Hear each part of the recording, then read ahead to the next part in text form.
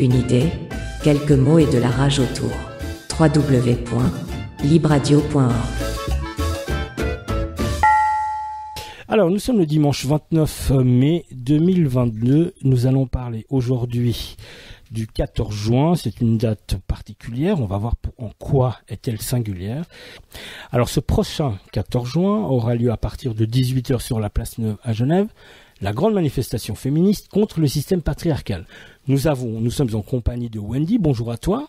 Bonjour William, merci de me recevoir. Nous allons parler de cette manifestation, de ses contenus et également de sa forme.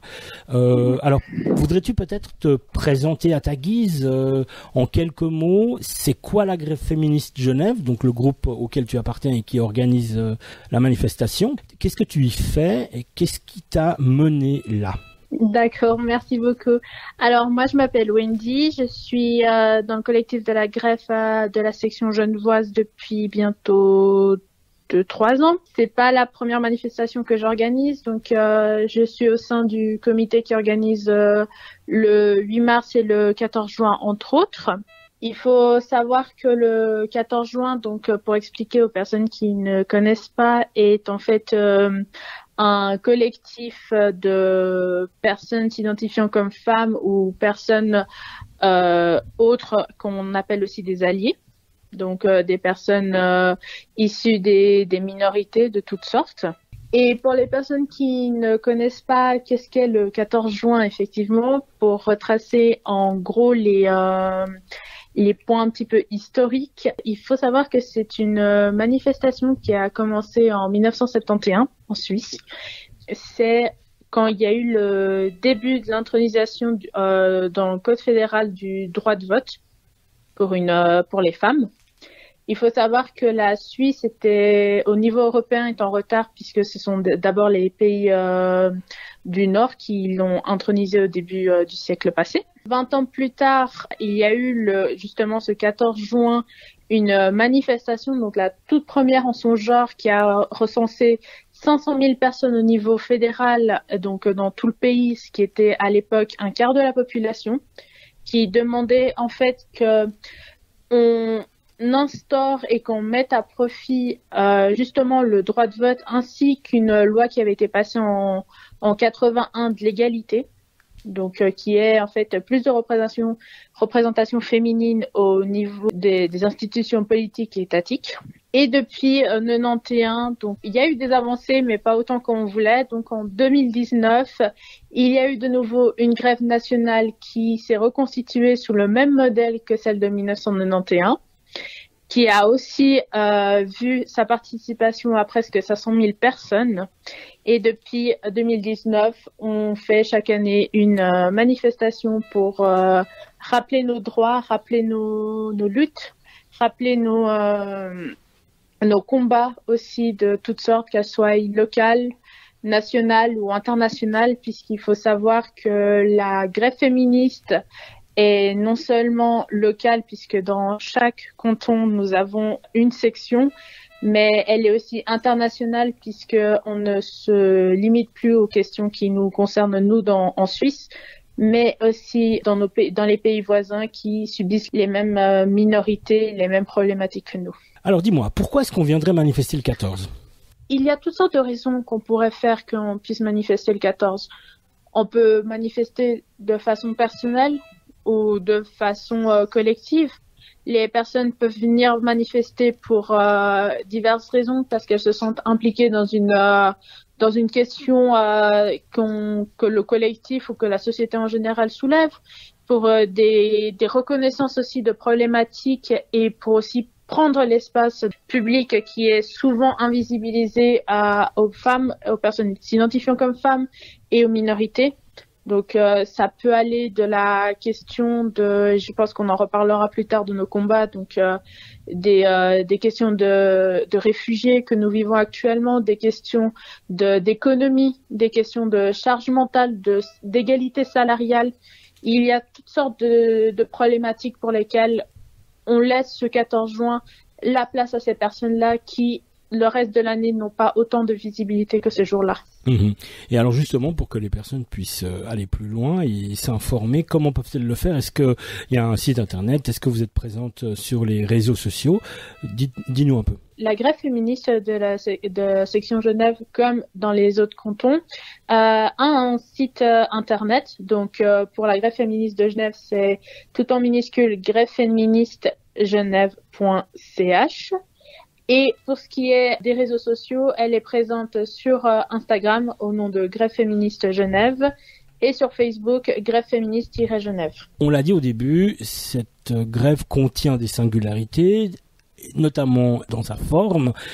Parmi celles-là, il y a la décision de ne pas demander d'autorisation pour la manifestation. Quels en sont les desseins et quelles en sont les éventuelles conséquences? Il faut savoir que depuis 2019, le collectif a décidé de travailler en collaboration avec les organismes étatiques du canton de Genève, à savoir l'organisme policier, l'État pour les transports et autres.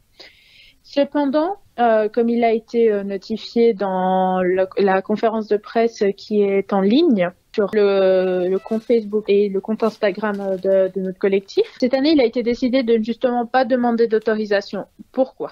C'est une démarche politique et philosophique dans le sens où nous trouvons ça injuste de devoir demander une autorisation pour prendre l'espace public quand le droit international dit que les droits de manifester doivent être autorisés dans un cadre légal bien sûr et sécurisé, mais ne devrait pas être restreint à devoir demander une autorisation aux forces de l'ordre. C'est pourquoi le collectif a demandé cette année et a pris la décision en interne de ne pas demander d'autorisation, mais d'annoncer. La différence, c'est que nous avons annoncé notre volonté aux services de police et autres que nous allons manifester, que le 14 juin prochain à la place de Neuve nous commencerons notre manifestation et que leur demande qu'elle nous soit autorisée ou pas pour cette année ne nous importe pas. Oui. Nous ne voulons pas être restreintes à devoir demander et attendre sur les services d'ordre de savoir si oui ou non notre manifestation sera faite. Donc pour nous, on a décidé de faire ceci.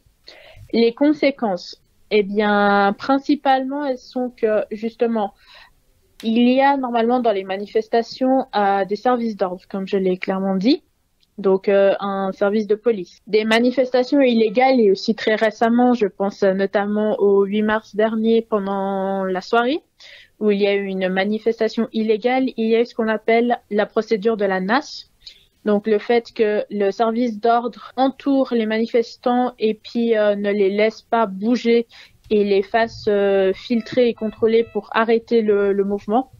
Ce qui fait que les personnes qui potentiellement viendraient à la manifestation et qui sont dans une situation d'irrégularité, elles peuvent se faire arrêter en fait et puis elles peuvent avoir des soucis légaux. Il faut savoir que lors du 8 mars dernier, des contrôles d'identité ont été obligatoirement faits pour laisser partir les manifestants en petits groupes, ce qui fait que les personnes en situation d'irrégularité pouvaient très facilement être retrouvées et puis être mis en garde à vue ou autre. Les principales conséquences de notre non-demande d'autorisation fait que ces personnes-là ou toute autre personne qui ne se sentent pas en sécurité être prises dans un étau des services de l'ordre et se voir avoir des problèmes par la suite. Il faut que ces personnes-là et toute autre personne soient au courant que, vu que nous n'avons pas d'autorisation de manifester mais que nous l'avons annoncé, il y a un service d'ordre beaucoup plus important potentiellement, beaucoup plus sur ses aguets et donc que aussi puisque c'est une manifestation qui les services de police sont au courant, il n'y a aucun souci sur ça, mais il se peut qu'il y ait des problématiques et autres et qu'on soit arrêté et autres en plein milieu de notre cortège dans un souci d'équité, de protection et d'intégrité à soi. Pour les personnes qui ne se sentent pas en sécurité ou qui sont en conflit avec les services d'ordre, on leur demandera peut-être d'y penser à deux fois ou peut-être de réfléchir à pour cette journée-là, malheureusement ne pas venir. La manifestation sera organisée tout au long du cortège. Voudrais-tu nous dire voilà comment ça se passe, mixité choisie, comment voilà. Tout d'abord, je pense que tu as soulevé un point très important, William. C'est un cortège cette année qui sera en mixité choisie. Donc, pour les personnes qui ne sont pas au courant de ce que c'est la mixité choisie, en fait, il a été décidé dans le collectif de faire un cortège en mixité choisie, non homme cisgenre. Donc, nous voulons en fait donner cet espace aux personnes autres qu'une personne s'identifiant comme un homme ou étant désigné comme un homme depuis la naissance, donc une personne femme, une personne en minorité, une personne autre qu'un homme. Et donc, cette année, il a décidé que le collectif ferait un bloc uni en début de cortège où justement on serait en mixité choisie, puis le reste du cortège serait libre. Donc, la décision a été prise que justement on fasse ceci parce que il était plus important et plus facile pour nous de gérer en fait un unique bloc qu'une grande manifestation. Ça laisse aussi beaucoup plus de liberté en fait à d'autres groupes qui veulent se rattacher naturellement, peuvent venir derrière le groupe de la mixité choisie en fait. Donc voilà, c'est un peu les différences par rapport aux précédentes manifestations que nous avons pu organiser. Oui. Et puis alors, dernière particularité, mais non la moindre, c'est un groupe de bienveillance qui est organisé. Alors, oui. Qu'est-ce que c'est qu'un groupe de bienveillance? Et puis ensuite, on va en parler un petit peu parce que si j'ai bien compris, vous recherchez encore des personnes pour la team B. Et du coup, là, je te questionnerai sur quel profil, y a-t-il des savoirs particuliers pour pouvoir y participer? Ou bien est-ce que tout le monde pourrait venir pour devenir des alliés justement? Alors, un groupe de bienveillance, c'est quoi? À quoi ça sert? Un groupe de bienveillance, c'est un groupe que nous avons mis en place depuis l'année dernière, donc depuis le 14 juin dernier. Et puis en fait, c'est un groupe qui assure la liaison entre les forces de l'ordre et la gestion de la manifestation en soi. Les principaux points que le groupe de bienveillance doit faire, c'est gérer au mieux la manifestation, coordonner avec les services, par exemple, pour avancer, reculer, attendre et autres. Gérer aussi, par exemple, s'il y a des débordements ou des agressions en interne, faire le lien avec justement les services compétents. Aussi, s'il y a, par exemple, des personnes qui ne se sont pas bien de pouvoir les rediriger vers, par exemple, les services médicaux ou autres pour que ces personnes-là puissent respirer un peu. Donc, c'est vraiment divers et varié. Il faut savoir que pour une telle manifestation, il nous faut énormément de personnes, surtout si les personnes qui ont déjà participé à des manifestations, qui nous écoutent, voient la grandeur de la chose. C'est pas 3-4 personnes qui peuvent gérer ça tout seul. Donc oui, le collectif recherche activement des personnes, donc toute personne qui se sent prête à donner un coup de main le jour J, à pouvoir nous aider à gérer justement le cortège dans sa logistique, à pouvoir courir aussi et à donner de la voix parce qu'il faut savoir qu'on court beaucoup pendant la manifestation en tant que team bienveillance et pour aussi se coordonner. Donc voilà, vraiment toute personne qui a envie de donner vraiment une main, je pourrais dire physique, dans ce projet est la bienvenue. Que ce soit une femme, un homme, une personne issue des minorités, toute personne est bienvenue. D'accord, donc il faut juste que la personne soit physiquement oui. opérationnelle. Voilà. Comment fait-elle? Est-ce qu'elle peut vous contacter ou ça? Alors, elle peut contacter via justement le mail du secrétariat, donc secrétariat@greffefeministegenève.com, ou sinon via les réseaux sociaux en envoyant un petit message. Donc vraiment toute personne est la bienvenue. Attention juste s'il vous plaît pour par exemple des hommes cisgenres qui voudraient venir, nous sommes tout à fait d'accord, mais il faut juste qu'ils prennent en compte que c'est un moment dédié aux femmes, donc qu'ils ne se mettent pas trop en avant, qui peuvent venir donner un coup de main. Nous sommes toujours les plus accueillantes et les plus chaleureuses à les accueillir dans ces projets et collaborer avec eux. Mais sachez que, voilà, pour la team bienveillance, les hommes cisgenres, vous serez peut-être un petit peu mis en retrait, peut-être vous aiderez en derrière de la manifestation. C'est juste pour vraiment laisser cet espace aussi aux personnes qui n'ont pas l'habitude, n'ont pas le courage et le temps de pouvoir être visibilisées, puissent avoir un moment où elles sentent que leur travail a été fourni et qu'elles ont une reconnaissance pour ça. Oui, nous on mettra bien entendu les liens et les mails au libellé du podcast. À un moment donné, j'ai lu prévenir les risques de présomption de genre. Qu'est-ce que ça signifie ? Comme je l'ai dit avant, la manifestation est ouverte à beaucoup de personnes, à beaucoup d'identités, à beaucoup de nationalités et autres. Il faut savoir que lors des précédentes manifestations autres que le collectif, il y a pu y avoir certaines problématiques au niveau du genre de la personne. Donc, est-ce que cette personne était physiquement une femme ou physiquement un homme? Par exemple, des personnes qui sont trans et qui ont fait une transition et qui ont un corps qui n'est pas comme celui qui a été assigné à leur naissance, peuvent avoir une présomption de genre. Et donc pour la prévenir, ce que nous conseillons, par exemple, s'il y a des problématiques aussi, par exemple une personne du collectif qui a été visualisée comme collectif, ou une personne extérieure au collectif qui vient causer des problématiques à cette personne, justement de s'identifier comme ça, la team bienveillance qui est là aussi pour ça puisse agir en conséquence. Donc par exemple, s'il y a j'imagine un homme qui voit par exemple dans le bloc de la mixité un autre homme dedans, justement pouvoir l'identifier et éviter qu'il y ait une confusion en fait, puisque peut-être cette personne-là est une personne qui ne s'identifie pas comme homme, et puis voilà. D'accord. Pour éviter que tout le monde aille des soucis d'identité et puisse avoir une meilleure manifestation. Et y trouver sa place confortable et apaisée.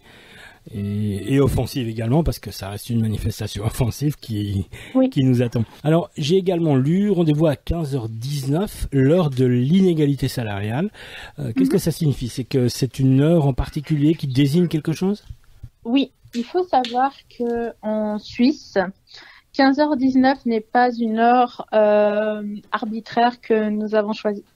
En effet, dans plusieurs études qui ont été faites par différents instituts d'économie, par exemple, ou même fédéraux, il a été montré qu'à 15h19, donc à partir de 15h19, chaque jour, une femme travaillait gratuitement. Ce qui veut dire que à partir de 15h19, elle était plus rémunérée à la même hauteur que ses collègues masculins. Nous voulons dénoncer que vraiment à 15h19, il y a une prise en compte que l'inégalité salariale, elle commence à partir de là chaque jour pour une femme. Que chaque jour, une femme met autant d'efforts dans un travail qu'un homme et qu'elle n'est pas rémunérée à sa juste valeur. Concernant, juste pour en revenir à la team bienveillance, donc tu as dit que vous recherchez activement encore beaucoup de personnes ? Toute personne qui serait susceptible d'avoir envie de nous aider est la bienvenue. Il n'y a pas de limite minimale qu'on s'est fixée. D'accord. Et puis, est-ce qu'il y a un délai pour pouvoir s'y inscrire ? Et le deuxième volet de la question, c'est que est-ce qu'il y a une petite formation ou comment ça se passe ? Il faut savoir que le 4 juin prochain, il y aura un atelier de justement la team bienveillance. Donc, toute personne qui veut y s'inscrire ou qui n'a pas eu le temps de s'inscrire peut venir ce 4 juin où nous donnerons en fait toutes les informations sur les besoins spécifiques de chaque groupe dans la team bienveillance. Donc, que vous soyez inscrit, annoncé ou pas annoncé, que vous décidiez de pouvoir venir ce jour-là, vous êtes les bienvenus. Après, si le jour même, vous décidez que vous voulez, on vous demande d'éviter ou peut-être de nous l'annoncer 2-3 jours avant parce que c'est quand même une grosse organisation. Ouais, c'est énormément de pression pour nous aussi. Bien sûr. Et puis, le jour même, on n'aura pas la tête à ça forcément. Donc, s'il y a des personnes qui savent qu'elles peuvent, qu'elles se sentent de le faire, peut-être prenez contact avec le collectif 3-4 jours avant maximum. Ouais. Tu l'as dit, les hommes sont évidemment les bienvenus. L'idée, c'est c'est qu'ils soient des alliés et non pas des protagonistes. Alors voilà, de quelle manière peuvent-ils devenir des alliés? Alors effectivement, il y a la team bienveillance. Y a-t-il d'autres choses auxquelles on pourrait penser? Alors oui, il faut savoir qu'au niveau du collectif, il y a ce qu'on appelle un groupe d'hommes solidaires. Donc les hommes solidaires, en fait, c'est un groupe pour les hommes cisgenres qui, en fait, va être sur place le 14 juin en collaboration avec les autres groupes qui organisent la manifestation et qui seront plus attelés à tout ce qui est d'ordre matériel et gestion mécanique. Parce que, parfois, certaines personnes ont d'autres gestions à faire et puis laisser la place à des personnes qui sont peut-être pas forcément compétentes, mais qui se sentent plus à l'aise dans ces moments-là, qui peuvent nous décharger, ce serait une énorme joie de les accueillir. D'accord. Sais-tu comment on peut les contacter, ce groupe d'hommes solidaires? Alors, ce sera toujours via les canaux officiels de la grève. D'accord. Dire que vous êtes un homme, que vous voulez devenir solidaire et autres, que vous voulez aider, et puis ils seront redirigés tout naturellement vers les groupes. On a parlé de disparité salariale. Quels sont les autres enjeux ou les revendications? Alors, pour la grève féministe, il y a déjà sur nos différents réseaux, vous retrouverez tout en détail. Mais en vrac, ce que nous pouvons dire, c'est en urgence, c'est l'AVS 21. Donc, c'est une votation qui aura très prochainement, normalement en septembre 2022, sur la revalorisation de l'AVS et qui en fait est à défaut des femmes, qui va se faire sur le dos des femmes. Et donc, on dit non à cette AVS puisqu'il y a d'autres solutions et que on peut trouver d'autres compromis. Il y a aussi le consentement dans les lois fédérales au niveau des viols, l'écoféminisme, l'aide aux migrantes, parce que actuellement nous vivons dans un monde où il y a vraiment un besoin de reconnaissance et d'aide envers ces personnes-là qui se voient forcées à fuir leur pays. On peut penser à la guerre que nous avons ici actuellement en Europe ou dans d'autres pays ou d'autres personnes qui traversent la Méditerranée, par exemple, en bateau. Ces personnes ont besoin d'aide et nous sommes là aussi pour reconnaître ce besoin.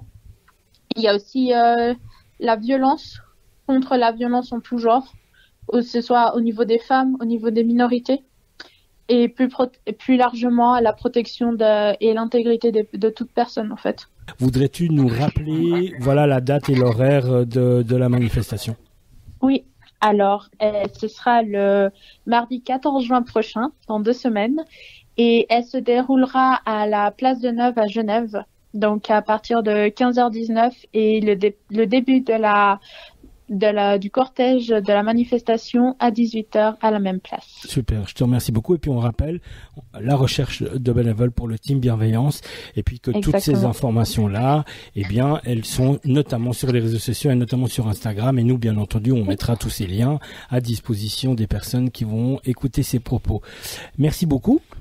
Merci à toi de nous avoir donné cette opportunité. Avec beaucoup de plaisir et puis à bientôt pour la suite des opérations. À bientôt, merci beaucoup. Bonne journée, au revoir. Bon courage pour la manif.